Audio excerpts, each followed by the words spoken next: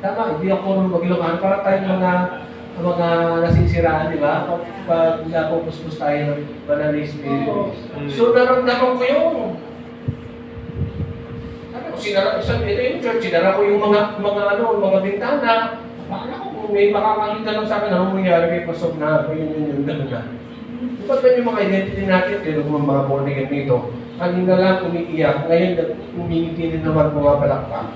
Ganun yung identity natin, pero ganun talaga ang karanasan ng mga Pentecostal at naranasan ko yung matinding presensya ng Panginoon. Presensya ng Panginoon na pangungusap ng Lord. Sobrang saya ko, Lord, kanina lang problematic ako. Kanina lang lungkot na lungkot ako kasi yung asawa ko, ang utang niya 150,000. Pero ngayon, bakit ang saya ko? Galing ito sa iyo, Lord. Di ba dapat normative sa mga believer yan? Galing ito sa iyo, Lord. Lord, kung naman po yung pagagawa mo sa akin. Di ba pag puno ka ng pag-ibig gagawin mo? Naramdaman ko tuloy yung nililigaw mo yung misis, yung girlfriend ko na misis ko yan. Bakit gawin mo sabihin niya kung kaya kong gawin? Gawin mo. Diba? Pag naliligaw tayo mga lalaki, diba? Kahit buwan, susong, itim. Pag mag-asawa na, alam mo yun? Papaya lang, hindi pamasok eh. Diba? Okay? So, gano'n, di ba, yung pag-ibig natin sa Panginoon mas matindi, kaya sabi ko, Lord, ano man po yung inuutos mo, Lord, susundin ko po. Pagiging po po sa akin. Sabi ng Lord sa akin, pumunta ka sa kapitan mo, share mo sa salita ng Diyos. Sabi ko, nangako ako eh. Lord, pwede ba kagawad na lang? Opo, ganun. Tapos pero malinawanag eh. Di ba na umuusap yung Panginoon sa puso natin? Kung hindi na umuusap yung puso, ang Lord sa puso mo, delikado ka na dyan. Baka hindi kayo bati. Baka hindi siya naging malundod. Pero pag ramdam ko eh, punta ka sa kapitan. And nung time na yun, kasi grabe correction yung accusation sa kanya. So, nung time na yun, kukunin siya ng mga polis. At alam ko yun. Ito po ako totoo, pero yung araw na yun sabi ko, Lord, huwag siya kasi kukunin nga na siya ng mga polis. Pero walang sagot ang Lord. Ang naalala ko lang, puntahan mo. So ito, nakarelate ko sa lesson na ito. Alam mo yung bike ko, ano yun, pinaalagaan ko yun. Kapag ako nagpa-bike, talagang parang hindi na nagpa-bike. Ang gaan-gaan na i-bike. Pero nung nag-bike ako, bigat niyang, ano yan? Ang bigat niyang padyak papunta dahil habang palapit sa kapitan, parang bumibigat. Sabi ko, ano, pumunta ba ako o hindi? Guess, ano mangyari? Pumunta ba ako? Ayan, sinudugtungan yung mga isa pumunta ko. Okay, kasi sabi ko, kailangan kong gawin ng pinagagawa ng Panginoon. Hallelujah! So, nung nasa harap na ako, sabi ng kapitan, bakit? Ito na.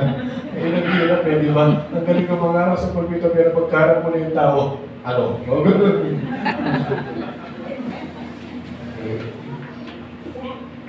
Ganun. Ganun. Ang utusan ng mga ng salita ng Panginoon kung mga marapapin. Sige, ganun. Nag-aaral naman ako. Praise the Lord, ganun mo lang pakadali kapag napagtagumpayan mo yung fear. Amin po? Yeah. So sabi ng kapitan, alam mo, problematic eh. Diba? Problematic. Sabi niya, birthday ko bukas. Eh, kung sino-sino lang manalangin sa akin, pwede ba ikaw na lang? Hallelujah. Timing, diba? Sabi ko, nagdagan ng trabaho ko. Sabi ko, Lord, sabi mo kapitan lang. Okay. Okay. So, pinabayaan ko yun. Iniisip ko na baka, sabi niya lang yun, tinatansya ko parang ayokong pumunta. Dami-dami dapat mag-pray doon. Kaya lang, may dumating na mga service ng barangay na may wag-wag pa na, alam mo yun, dito mo ba nakatira si Pastor Jay? Ako talagang seryoso sila, sabi ko. Kasi pag-pray niya daw si Kapitan, birthday niya. Alam mo ba, sabi ko, tutunay ko. E kala ko sa sa barangay hall lang. Hindi ko lang pagdating doon sa hall, malalaking mga speaker, merong magaling na KMC, maraming mga tao. Huwag naglato kami kayo. Pero alam niyo po, sabi ng misis ko, habang nagsasalita ako at nananalangin, tahimik yung mga tao. Sabi ng misis ko, ramdam ang presensya ng Panginoon sa lugar. At ako nasa harap, nakita ko yung humahabol ng kagawad sa kanya. Talagang nakagawad siya. Kita ko ang patagumpayan na pwedeng gawin ng Panginoon siya. Alam niyo po, after that, mas lalong lumakas ang loob ko. Sabi ko, next mission, Lord. Dahil nandito kung talagang lagi mo sinusunod ang pinapagawa ng Panginoon, tataas ang level ng iyong pananampalataya. But you must act upon what God has said to you. Big it small, big it big, big it large. Meron pangako ang Panginoon. Kung panganong sinamahan niya si Moses, pareho din. Sasamahan kita. Yun lang, yung lesson na ito. Tapos na tayo, faith, the gift of God. Tapos na, alam naman isa-isayin natin. 3 araw tayo dito. Praise the Lord. Hallelujah. Nandiyan mo ba kayo? Kami natin natapos, wala kayong kamalay-malay. Natapos natin ang series ng faith. Natapos natin yung, ano ba po, yung obedience of faith. Natapos po natin yung faith, the gift of God. Para atang ibigay na ulit. Naging matatapos po tayo dito, alam mo na. Praise the Lord. So we are in the function of faith. Meron po function of faith. Ano po yung function of faith? It is to, may ginagawin siya dito.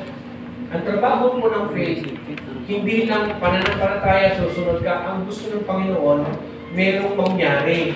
Kaya lang, merong siyang dapat gamitin. At ang gagamitin niya tayo, di ba?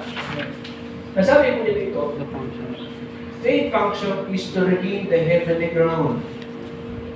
Ang heavenly ground, na-regain niya. Yung heavenly ground na wala, pwede magbalik. Kaya lang, may binabagit siya dito na the function of faith is to live out of ruin. Ang mga tao, iba-iba ang kanilang mga buhay. Ang civilization, kahit gaano kaganda yung politika dito sa Tarlac, iba-iba rin yan. Are you reading? Doon sa Tarlac, ewan ko kung dito, talagang yung magnitude kayo kung kahalalan. May pa lang, di ba? Pero ngayon, ramdam mo rin yung magnitude ng kanilang pangangampanya, di ba? Yung kagawad doon sa Balikanaway, talagang, ano ka? Angeles o Maya? Dalawa, sabi ko, ano Maya? Yung yak. Maya, pag sinabing Maya, mabuti. Minsan ako sabi ko, siguro kung ako kakausapin nila, kahit sino dyan, pwede. Bakit? Yung isa, Maya. Yung isa, Angel. Di pa rin lang. Pareho lang. Okay, bakit politika pa rin yan eh?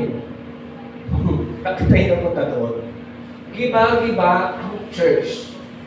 At dahil giba-giba ang church, yung function ng faith na dapat babaguhin niya yung mga tao, ayusin nila yung kanilang mga buhay, that while we are walking in faith, while we are hearing from the Word of God, we are attending in the church, the purpose is that for us to be conformed into the image and moral character of the Lord Jesus Christ. from destruction, from destroyed life, you are to be conformed in a heavenly life. Save ka doon, di ba?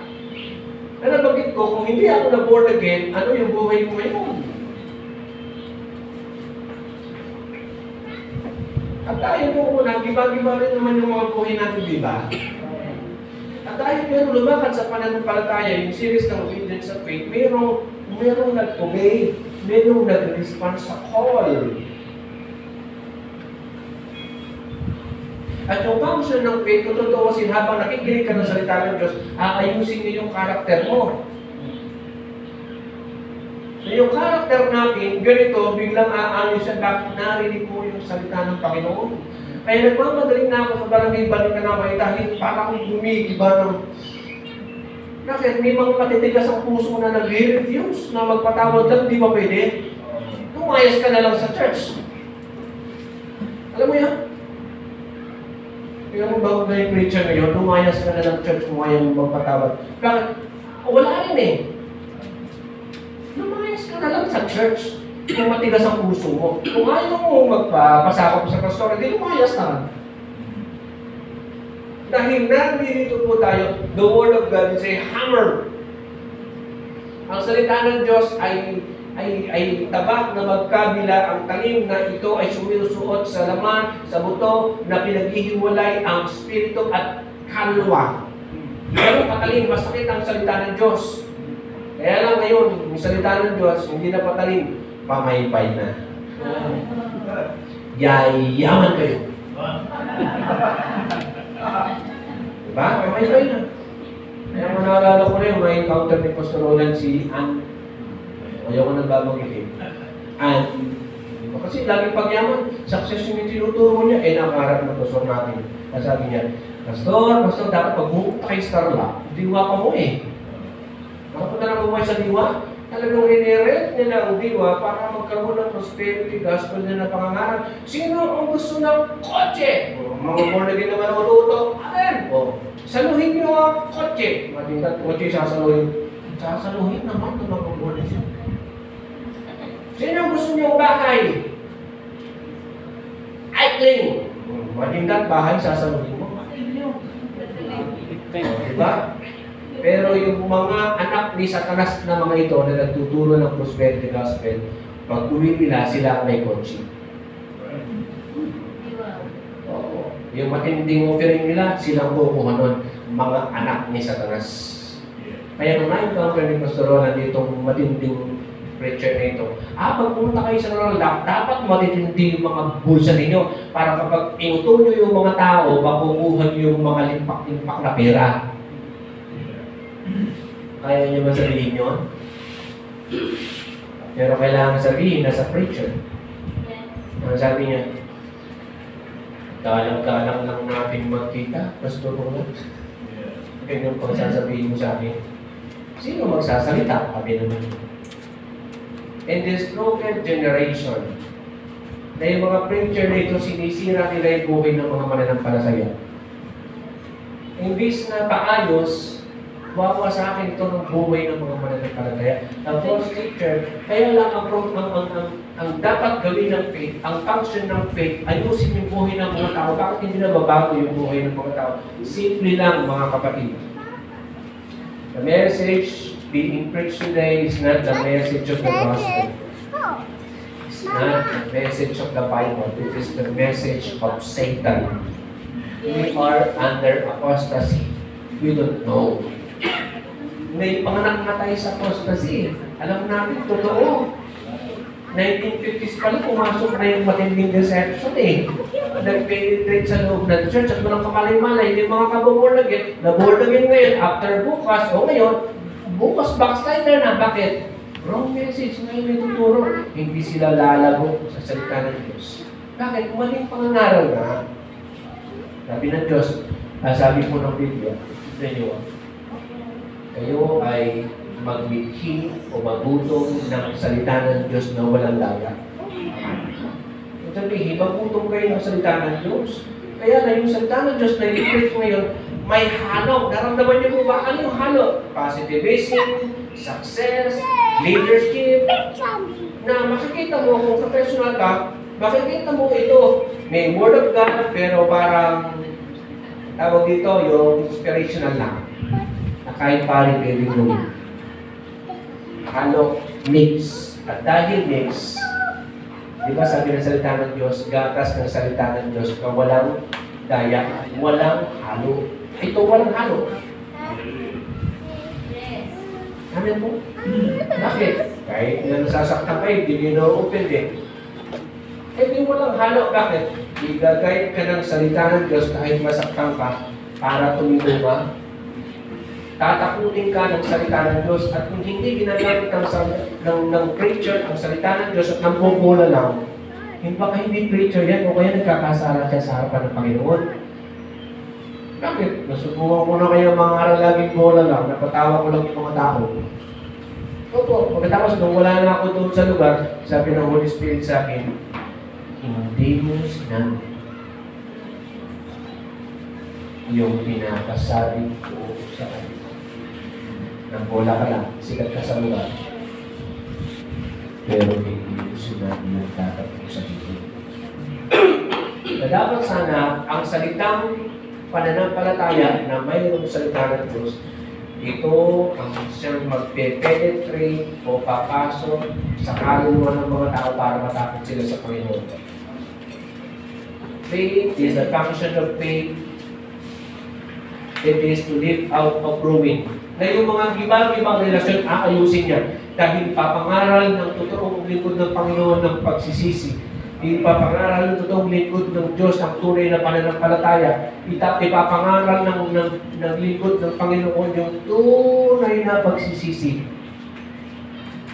Masakit na lang, pero yun yung totoo. Faith, the function of faith is to live out of ruin. Ayokong magpapaya na kapatid pastor din ako. Meron din akong church na inaalagaan at nakikita kung may problema, hindi katulad ng dati.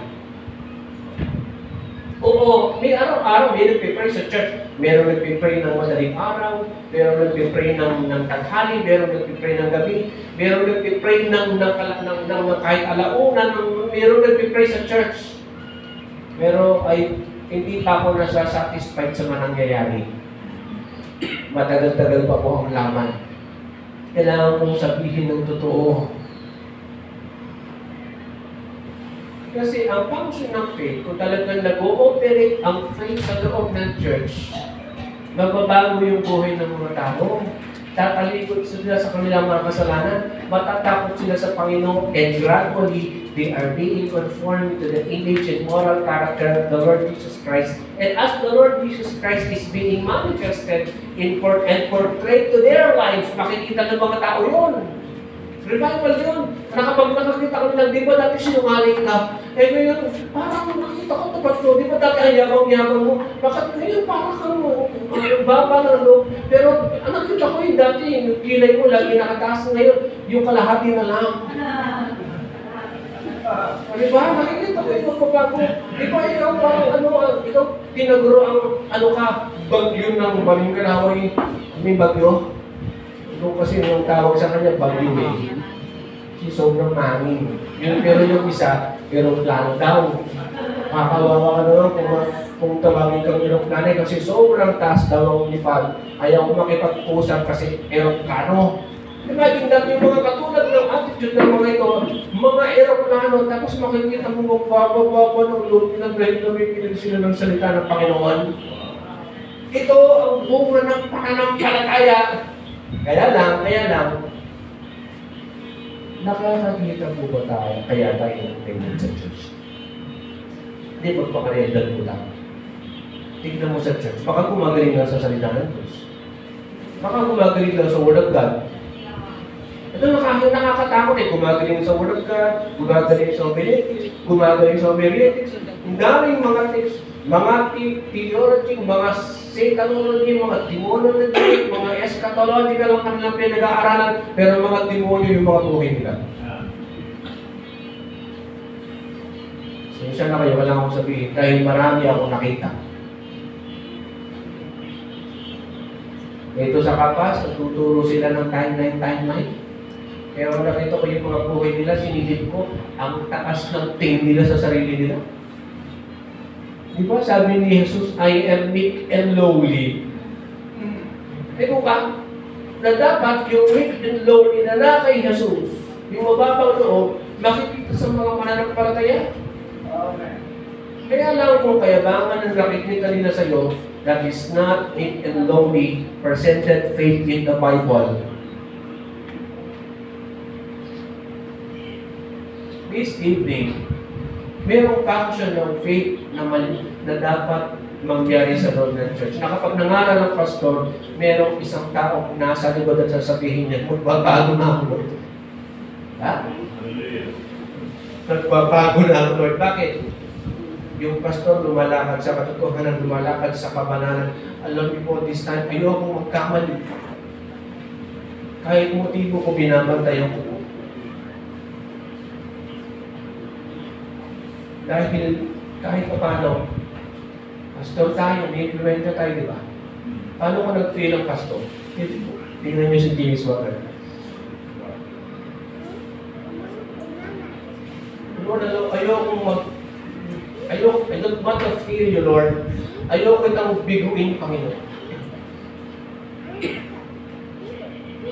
Nananalangin ako nun sa church, may sarasa kasi doon, gabi-gabi, alas 11 hanggang alas 12 siguro ng gabi. Andun ako, minsan, yung meditation lang, sabi ko sa Panginoon, Lord, ako po rin masira nito. Ayoko masira siya. Bakit? Dapat gamitin mo ko para ayusin mo yung buhay ng mga tao. Gamitin mo ko, Panginoon, para marami pang makakilala sa iyo. At ayokong magagsaya ng panahon. Bantayan mo yung puso ko, Lord, kahit na saktan mo ko, gawin mo, okay lang, pasalawag lang akong malayo sa iyo. Diba? Daming mga pastor, malayo na yung puso nila sa Panginoon. Oo. Alam mo malayo yung puso nila sa Panginoon. Wala nang prayer yan. Siguro may Bible study, pero wala nang prayer yan. Tandaan nyo ito ang pastor na hindi na nananalangin, hindi na lumalakad sa pananampalataya niya. Yung mga man of God noon, makikita nyo, hanggang sa New Testament, matindi silang kaya kung gusto mo makakita ka ng right one, alam mo yung nanliligaw sa'yo, nananalangin. Diba? May nanligaw sa'yo, guwapo, pogi. Diba? Lord, ito na ba? Sana ito na, Lord, kasi pogi. Wow. Diba? Pogi na. O, diba? Alam ko sa'yo yung isang kwento. Lord, yung isa, pastor, yung isang missionaryo. Naliligaw. Okay? So, hindi niya alam ka naman sagutin yung dalawa. Ano ba, Lord? Yung pastor mo ba? O yung missionaryo? Sumagot doon ng Lord. Nakita niya mas gwapo yung missionaryo. Sinagot niya yung missionaryo. Tapos alam nyo yung missionaryo, hindi pala missionaryo. Boksingero pala. At siya palang punching bag. At marami na rin ganyan. Hindi sila nakikinig sa tinig ng Panginoon. Wala nang prayer, kaya nasira ang buhay nila. Kung hindi ka nag-report sa tinig ng Panginoon, hindi ka nananalangin, sabi nga ni Pastor Sani, kung ikaw, pastor ka, hindi ka nananalangin, tumigil ka ng mag-pastor, mahiya ka naman. Magtanim ka na ng kamote. Tingnan nyo yung vlog niya. Totoo naman, di ba? Anin may pastor na hindi nananalangin. Hindi na kayang akayin yung mga membro mo na langin din. In reality, if you are not praying, nandito rin po sa lesson na ito, if you are not praying, you have stopped praying. You have stopped believing. Because the sacrifice na naniniwala ka sa Panginoon kapag ikaw ay nananalangin. Kung hindi ka na nananalangin, parang pinapakita mo, Lord, hindi kita kailangan. Diba? Kaya yung mga hindi nananalangin, mayabang yung mga yan. Bakit? Parang sinasabi nilang, Lord, hindi mo na kita kailangan. Kaya ko ito, Lord. At nakakatakot, sabi ko sa balik na ako, pag-pray niyo ako, baka intellect na lang yung nangangaral akong gano'n. Di ba pwede yun? Wala kayong kabalay-balay na nangangaral ako salita ng Diyos, homiletically, and hermeneutically, or yung tinuturo ko sa inyo, pero wala na pala akong prayer life. Tine-check up niyo ba ako kung nananalangin ba ako talaga? Ako, pinag-pray ko kayo, pero ako pinag-pray niyo ba ako? Meron temptation sa akin. At yung temptation na yun, real. Kahit natangin kang pastor, magiging guwapo ka.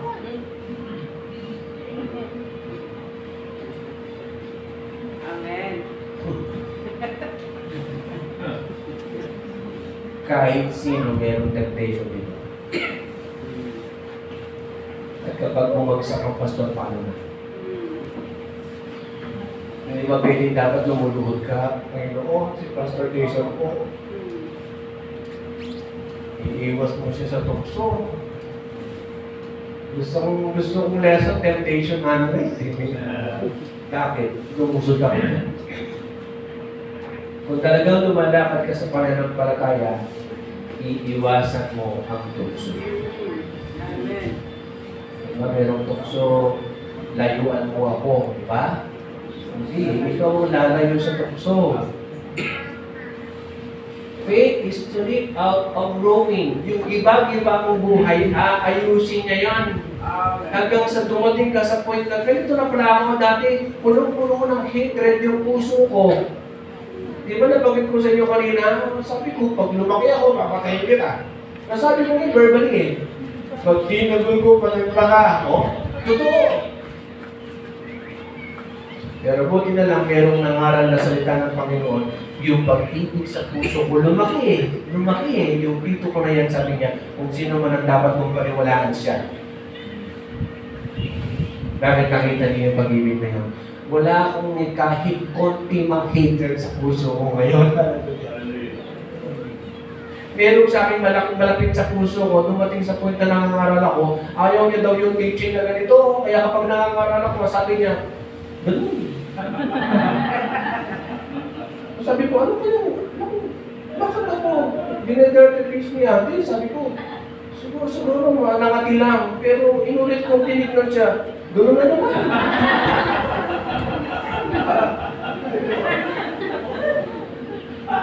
Sabi ko, totoo na ito.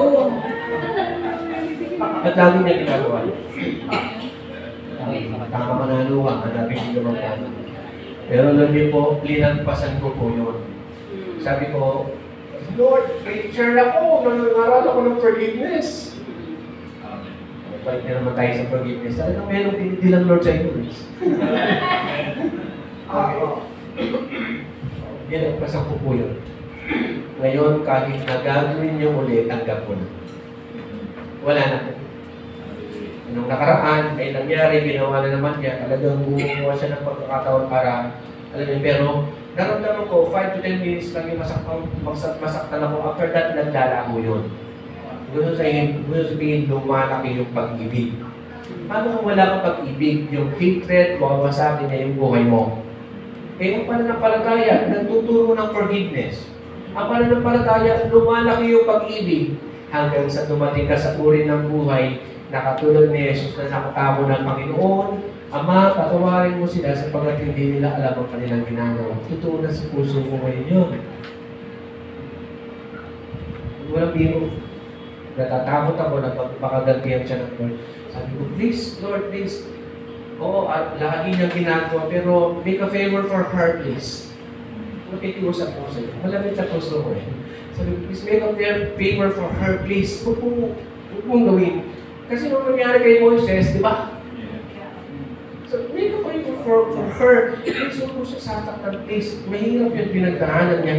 Please, Lord, ganun niya yung nararamdaman ko. And I do believe, narating ko yung ganitong klaseng uri ng pag-ibig dahil lumalakad ko sa pananampalataya. Ang ganda ng nasa pananampalataya, you are growing in grace and knowledge. Amen. Ano yung grace?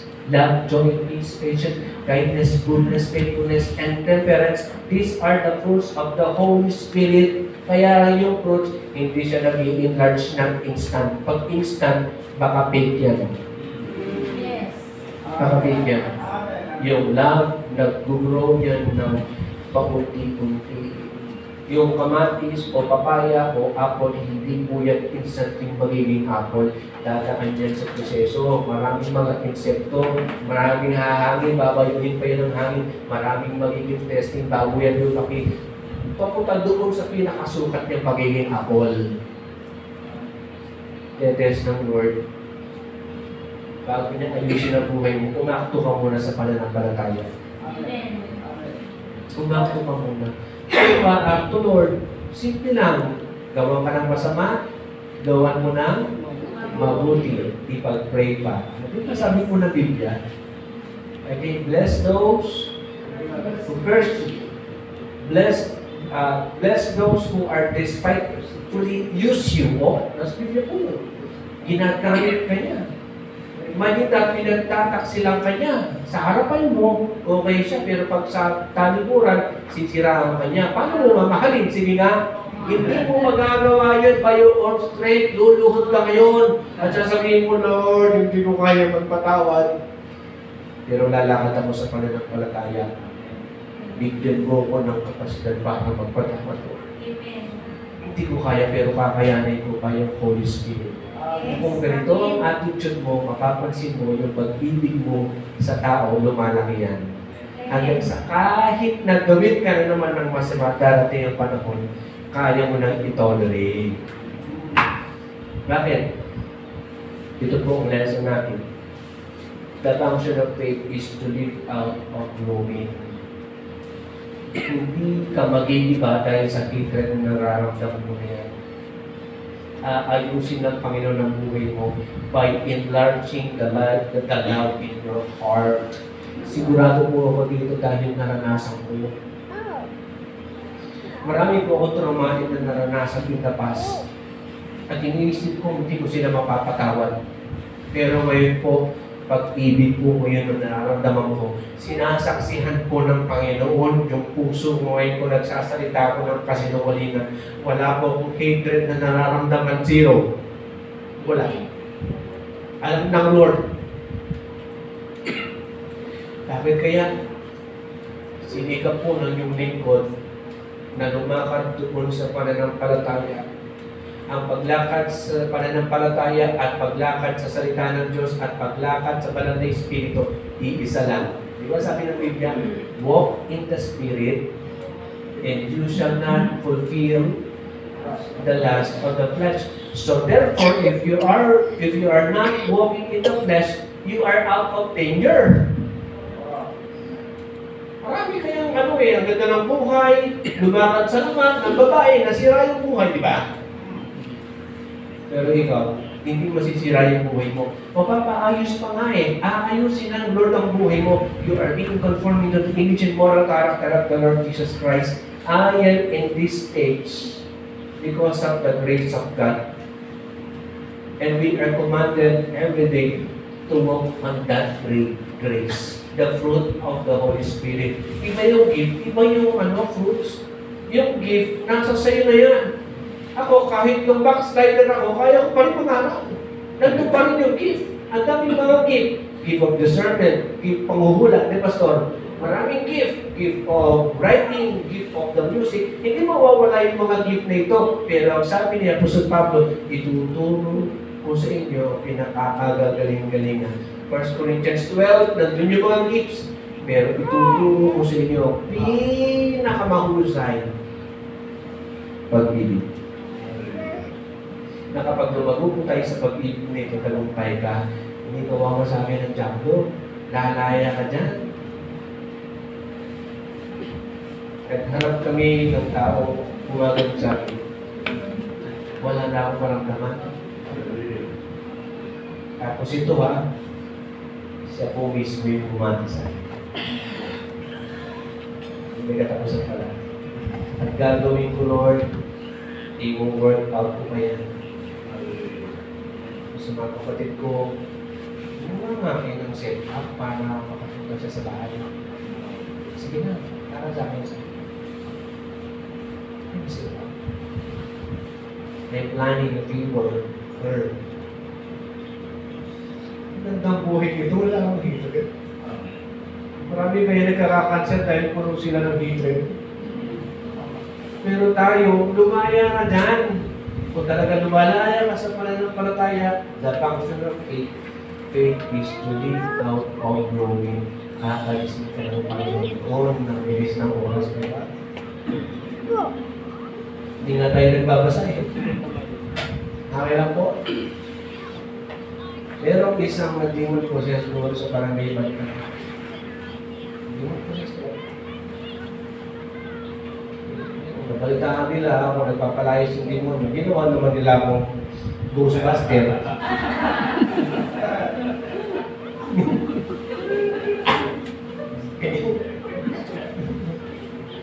Okay, so, ito naman, demon possessed talaga.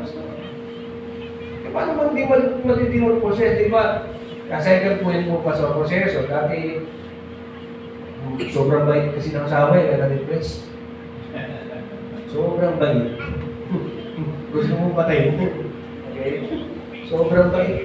Okay, yung, alam mo yun, yung na-depress, lumalim yung depression, tapos nagkaroon na ng parang mawala sa sarili, kawawa ko. Tapos na-demon possessed. Hanggang sa wala na araw-araw, nagwawala, tapos parang yung pinuntahan ni Jesus na isa lang, na sinusugatan yung kanyang sarili, dinalagon niya pati yung mga tinatalikala at sumisigaw, ng Panginoong Isus galing siya sa crowd, pero kailangan niya matinding mananahan sa bundok dahil pagkabukas, haharapin niya yung tao na yun. Ganyan kamahal ang Panginoon, nagmamahal siya. Pero ito, demon possessed. Dati kasi ako, nagkaroon ng demon possession, may hawak na patalim. Pero tinignan ko lang ganyan, nawala yung demonyo. Bakit? We have the power, we have the authority. Alam mo ba? 3 days lang yung prayer and fasting ko, hindi naman sinabi, in Jesus' name, yun lang tinignan ako, nawala ng malay. May hawak ng patalim, lalapit ka ba? Pero ang lakas ng loob ko. Ang lakas ng loob ko, pangalan niya Alan. Alanan kasi siya. Maraming an-ano. Alam na-depress. Okay? Na-depress. Na-demon possessed. At sabay pa sila. Sabi na mo nangyari? Lagi ba nangyari ito? Sabi niya, Jason, alimuya pati kasawa ko. At laging nangyayari. No? Laging nangyayari. Hindi ba yun sa demon possession? Hindi ko naman sinabi ni Jesus eh. Nakita ko po, kapag ikaw ay lumalakad sa pananampalataya, matatakot ang diabo sa iyo. Amen. Pero kapag hindi ka lumalakad sa pananampalataya, uuyamin ka ng demonyo. Naalala ko lang tuloy, meron daw na demon possessed dito sa Herona. Herona eh. Okay? Sabi ng church, sama-sama sila nag-pray, sa pangalan ni Jesus, lumayas ka! Ano? Tapos yung demon possessed naman, tawa-tawa na. Ganon, kaya yung mga korte kita, sabi daw ng demonyo, iba ko ito kaya. Sabi daw ng demonyo. Tapos mayroong naglakas ng loob na kabataan at lalaki na lumapit na sa kanya. Kasi napagod na sila eh. Doon sa nandun na lang sila sa gilid, tapos nasa gitna yung demon possessed. Mayroong isang bata na pumasok. Sabi niya, sa pangalan ng Jesus, lumayas. Tapos sabi ng demon possessed, gusto mo sabihin ko sa'yo kung ano yung ginagawa mo sa dilim.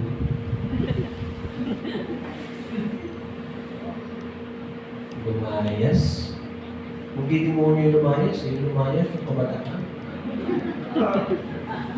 Ano pa demonyo, no?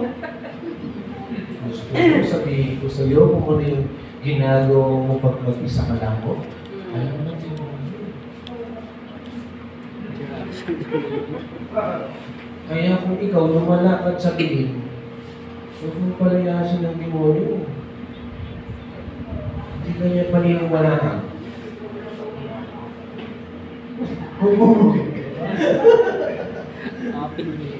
Praise the Lord. Meron talaga, back to cell, ito po. Okay? Kayo, kung saan tayo nakakapunta. Kasi back to cell, ito talagang destroyed yung buhay niya. Bakit? Yung asawa eh, di ba?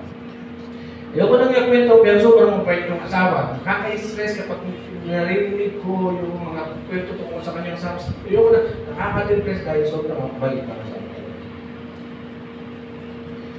Dumating ang araw na, alam mo yun, umiinis na siya sa palda. Kung hindi siya lilisan talaga, ganun na, ano siya. Umiiyak yung kapatid ni Sister Del, asawa ko na kumisan, dinadala namin sa bahay, pero wala na talaga sa sarili. Dinadala sa doktor, walang magawa ang doktor. Dinadala sa doktor, kwak-kwak. Alam gumabi.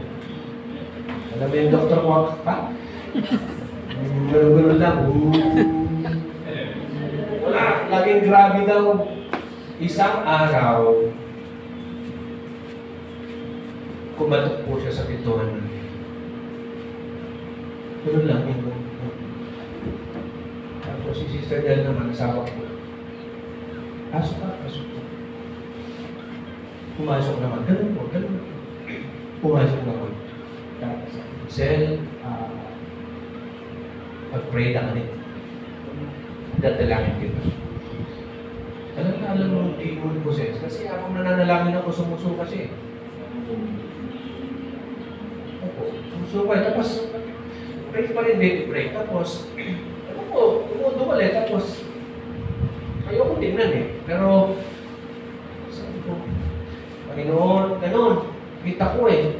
Sa habang nagpipray ako, nagpipray ko siya, bigla siya umalis. Hindi niya kaya yung prayer. Sabi ko sa asawa ko, pwede ba?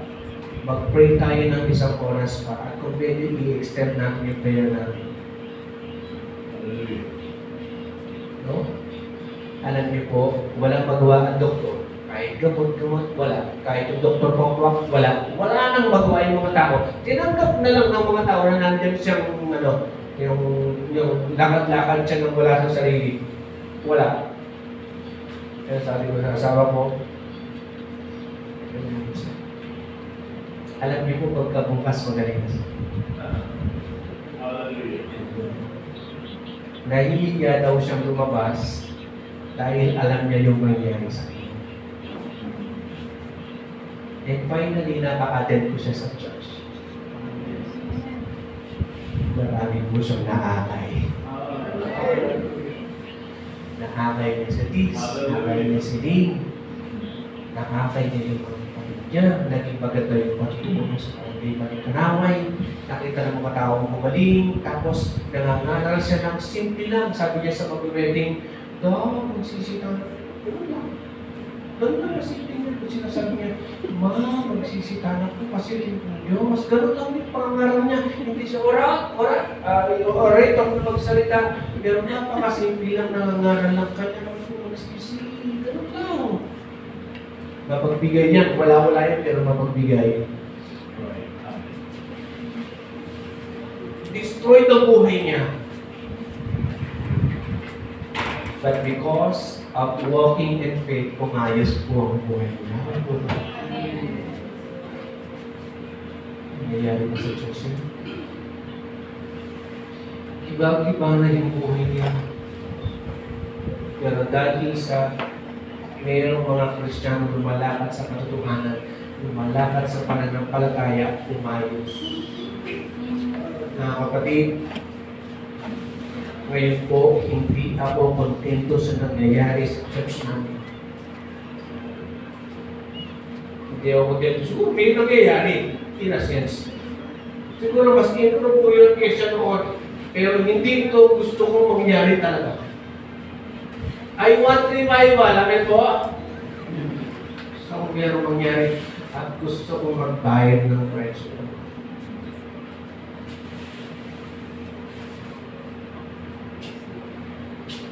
Function ng faith talaga, ayusin niya yung buhay ng mga tao.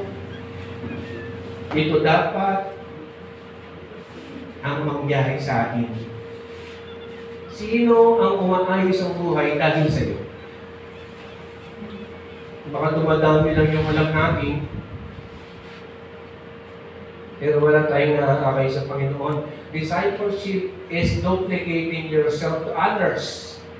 The way you see the Lord, the way you love the Lord, the way you are being conforming to the image and moral character of the Lord Jesus Christ, the way you are duplicating yourself to others, pagtsatsagaan mo sila, pangangaralan mo sila, i-review mo sila, ibibigay mo yung buhay mo sa kanila hanggang sa magpantay kayo ng pananampalataya.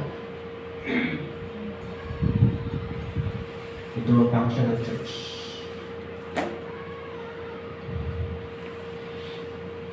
Tinutulungan ko siya ng faith. At gusto kong mangyari ito. Gusto kong makita. Oo, merong ring na born again eh. Doon sa Balingkanawin. Sabi niya, dati punong-puno ng puot ang puso ko. Galit ako sa tatay, galit ako sa nanay ko, gamit ako sa pasabay ng mga kapatid. Pero ngayon, pastor, sabi niya sa asawa ko, at saka sabi niya, punong-puno ng pera ko.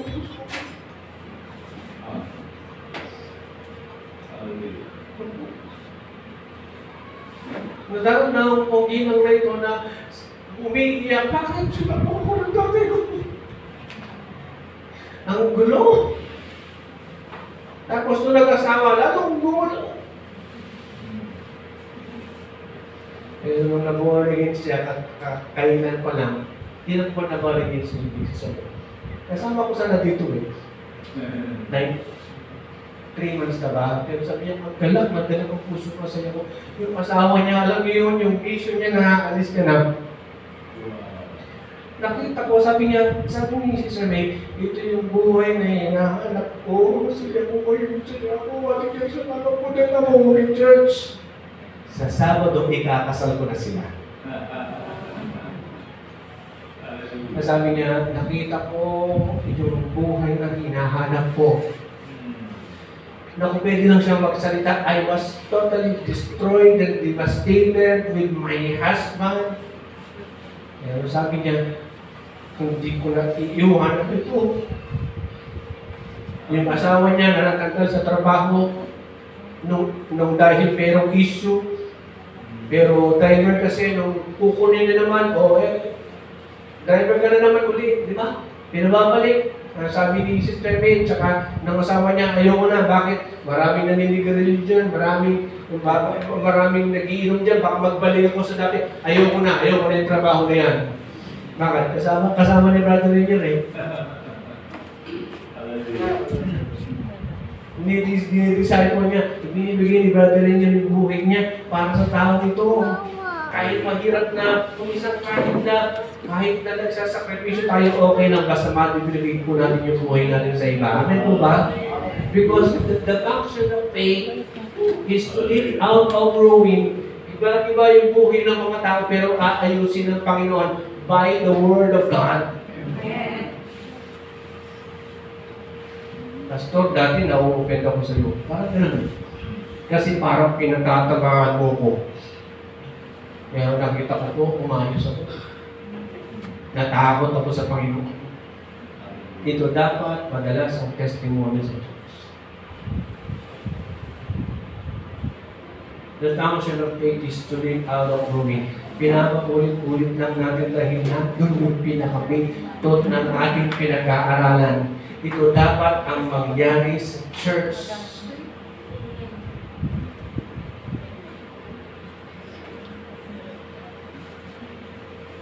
Yung tatay ng asawa ko,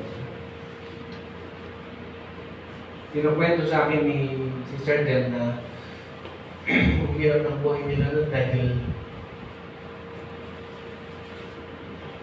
may mapupusan. Ang hirap ng buhay nila nun dahil nung time na yun, susunod pa si tatay. Kita ko, inayos ng Lord. Nakita ko yung pagkilos ng Lord. Sabi ko, baby, pinag-pray ako kasi siyempre, gugulungin ako ng asawa ko. Ano gagawin natin ng utang ko? 150,000 pang natin babayaran yan. Dumating ko nga sa point na sabi ko, kay Pastor Roland, pwede po ba mag-take over kayo ng 3 to 4 years sa church kasi mag-a-abroad ako. Naalala niyo po yun. Mapayat ko puso, sabi ni Pastor Roland.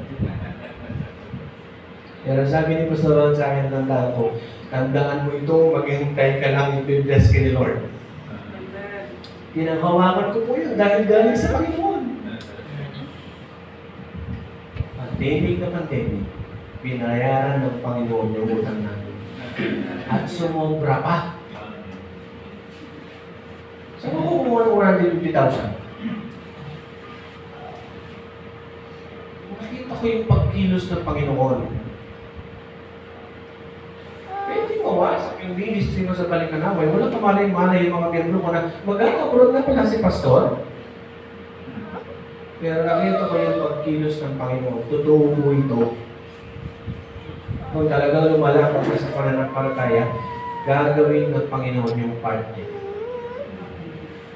And you will see the deliverance of the Lord. Kung paano dineclare dito ni Moses, i-declare niya sa'yo, maghintay ka lang, hindi mo din pababayaan man. Kaya lang, lumakad ka sa aking salita, lumakad ka sa Espiritu, walk in love, walk in the truth, then you will see my hand helping you. The Word of God is true. Hindi babalikin ng Panginoon ang kanyang salita. Kaya lang,